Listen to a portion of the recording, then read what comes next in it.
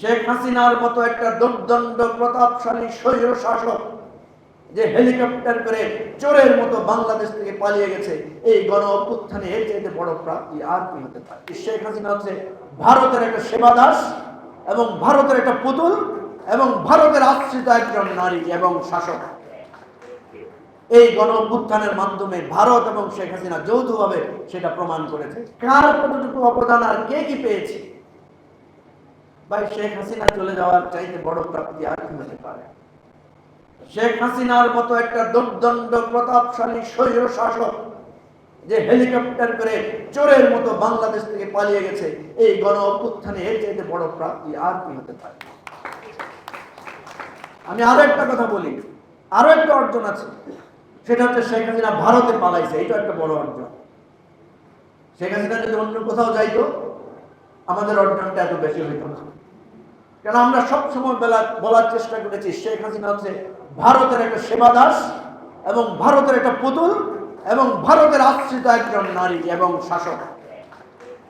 এই গণ অভ্যুত্থানের মাধ্যমে ভারত এবং শেখ হাসিনা যৌথভাবে সেটা প্রমাণ করেছে, যেটা বাংলাদেশের ইতিহাস থেকে কখনো মোছা যাবে না। সুতরাং আমাদেরকে এই গণ অভ্যুত্থান নিয়ে আমরা একটা দাবি করেছিলাম যে গণ অভ্যুত্থানের একটা পাবলিক হিয়ারিং করা হোক। এই সরকার আমাদের সেই দাবিটা এখন পর্যন্ত কর্ণপাত করেন নাই। একটা পাবলিক হিয়ারিং হোক, দিনের পর দিন সবাই এসে সেখানে তার গল্পগুলো বলে যাবে, সে কিভাবে নির্যাতিত হয়েছিল, সে কিভাবে ভূমিকা রেখেছিল, সে সেদিন কি করেছিল, এই গণ অভ্যুত্থানে তাকে কে বাধা দিয়েছিল।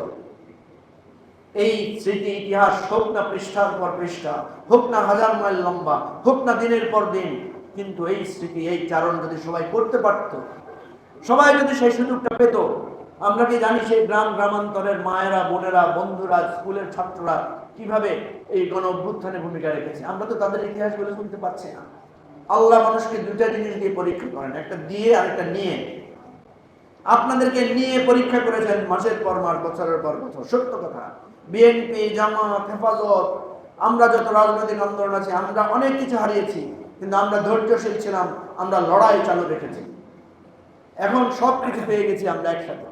এই পেয়ে যাওয়ার জিনিস যে আমরা ধারণ করতে পারছি না, এই ধৈর্য যে আমরা রক্ষা করতে পারছি না, এই সহনশীলতা এবং প্রাপ্তির মোহে আমরা যে একে অপরকে হেয় করছি, ছোট করছি, একে অপরের হিংসা হানাহানি ঘটাচ্ছি, এর প্রতিফলও কিন্তু কড়ায় গণ্ডায় ভোগ করতে হবে।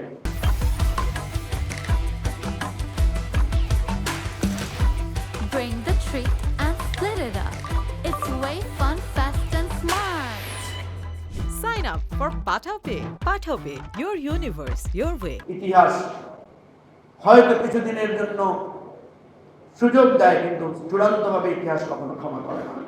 গণ অভ্যুত্থানের আজকের এই 19শে জুলাই যুগ যুগ ধরে মানুষের মনের অন্তরে ভালোবাসা এবং জাগ্রত হওয়ার স্মৃতিকথন হিসেবে লেখা থাকুক। 19শে জুলাই আমাদেরকে বাঁচিয়ে রাখুক, আরেকটা সুন্দর সোনার সবুজ বাংলাদেশ দেখা।